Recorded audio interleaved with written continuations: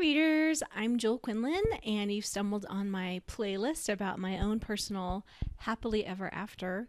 I'm a romance author, and I created this playlist because we romance authors are all about happily ever afters. um, as many of you know, if you're watching this playlist or watch any of the other videos, I have just turned 51 and I'm getting married at the end of August, and I'm very excited about that. And so I'm just sharing my own personal journey to reach this point because I've been single my whole life, and this is my first and last marriage. Yeah, so I just wanted to kind of just share the thoughts of my mind. Relationships are so tricky, and that's why writing romance is something I like to do. It's because it's such a challenge to bring together two people, see how they overcome all the challenges and all that. So just wanted to share that real quick. But today's video, I'm talking about letting go of the perfection mindset, which I think probably played a good deal of a role in why I was single for so long.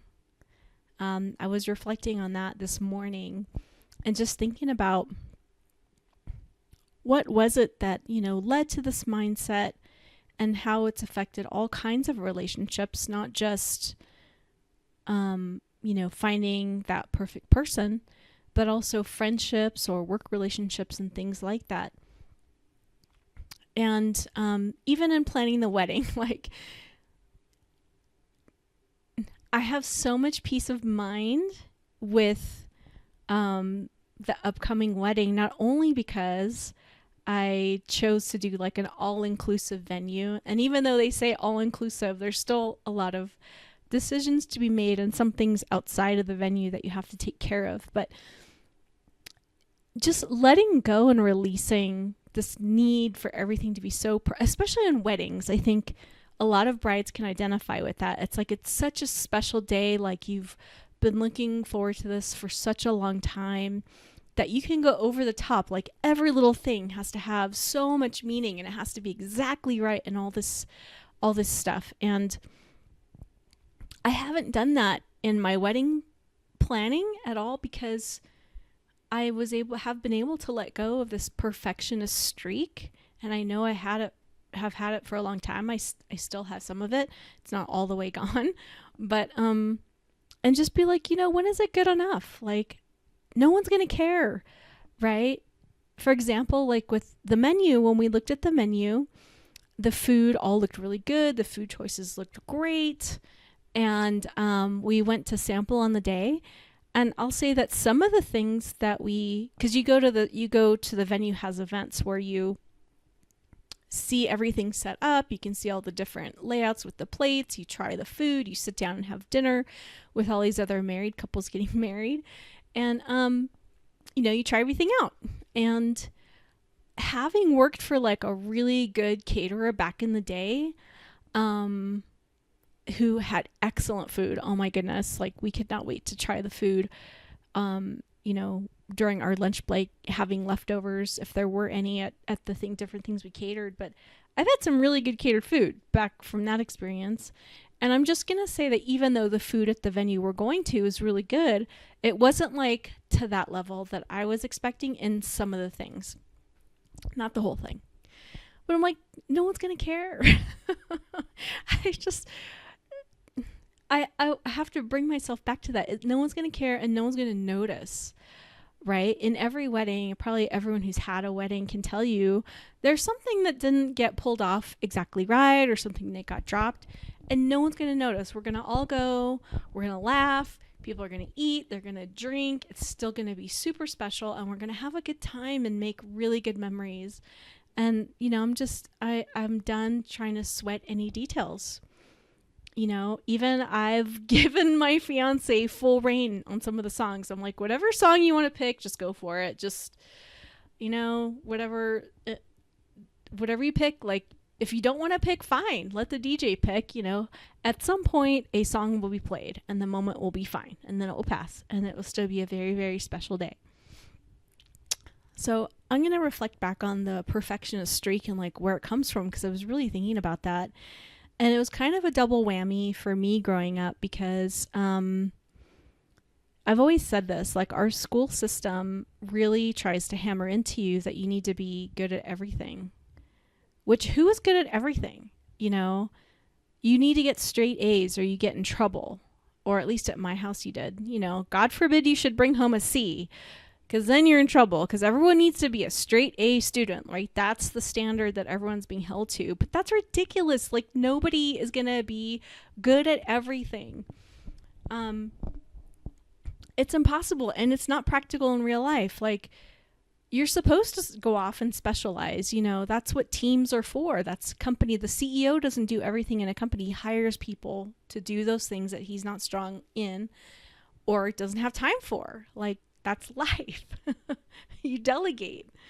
You know, he's not sitting there trying to be good at, you know, tech and customer service and sales and everything. It's like, so I don't know why they do this to kids, but I also had the double whammy being like the youngest child in my family and being the sensitive one, kind of being the scapegoat of the family, if you will, also, and being picked on a lot, and then being sort of taught that you're not worthy of love unless you perform at a very high level. You know, not getting notice from the parents unless something super special, like you almost had to bend over backwards to get any notice, you know, being the third child. And it sort of teaches you that if you're not super duper special and wonderful, you know, in my case, right, like you're not going to get any attention. And then the message is you're not worthy of love. So that's kind of how it was for me. I'm only talking about myself and my journey. And the problem with this whole thing is like it's ingrained from such a young age that when you're holding yourself to that standard, which I was, like this internal constant criticizing checklist to make everything super wonderful and special for myself, like to make myself this superhuman being of some kind is ridiculous.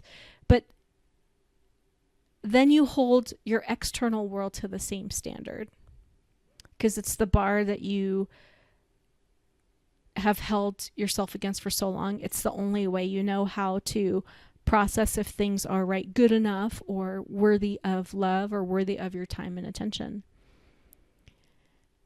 And I have to say, I'm so glad I finally shook that. Like, I'm so glad. It is a lonely way to live, folks. Like, we have got to be practicing forgiveness and acceptance and see the good in each other, because nobody's perfect and no situation is perfect and no experience, I'll say, is perfect. Like, I've had some special moments, like traveling by myself. I got to the point in my life where I traveled by myself because other people just didn't have the time or the interest in doing what I wanted to do. And I had some of the best experiences of my life, even though at times it could be lonely or, yeah, you feel awkward because you're off by yourself. I'm finding this is becoming more common, though, that people do travel on their own and enjoy it. But I've had some of the best times, and I've made friends. Like, I'm actually never alone because I'll meet people while I'm out running around. And to this day, I'm friends with them, you know, on Facebook or wherever, and keep in touch that way. So, but just, yeah, letting go of this whole perfectionist thing, allowing things to be as they are, and just being grateful for it all, for the whole journey. And I want to thank my fiancé because he taught me, you know, he taught me forgiveness. I mean, he really role modeled it for me. And I'm reflecting back also with this whole perfectionist thing, because I come from the generation that watched and loved Friends, right? The show Friends on TV. And I'm thinking of this episode with when Chandler and Monica were dating and they had a fight. And I think it was one of their, you know, some more serious first fights. And Chandler assumed that they were now broken up. And Monica was like, "What are you talking about? No, we just had a fight." Like, and I have to say, like, I was Chandler for a long time.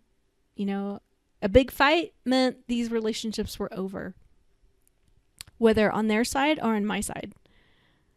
Things probably ended too soon in many a case because of this whole crazy mindset of not practicing forgiveness or giving someone a chance. And I'm not going to say I regret having let go of anyone in my past, because I'm very happy with where I am now. But I will say there were some good people, and things didn't have to end so explosively. I'll say that. Not in all cases. Like, there were many peaceful endings. Probably that was from my much younger days that things ended that way. But, you know, you start to find grace in your older age, or I have at least, and peace and just more balance and making space for other people. And other people have made a lot of space for me, and I'm so grateful for that, including my fiancé. But anyway, that's kind of what I wanted to talk about today. And that was part of my journey, was to just find my way out of this, you know, mistaken setup for life. So my computer's trying to fall asleep on me. Anyway, thanks for watching if you got this far. I appreciate you guys. And keep in touch. My links are in the notes. And yeah. How many more days till the wedding? A little over 31. Yeah, it's coming up. Okay, bye.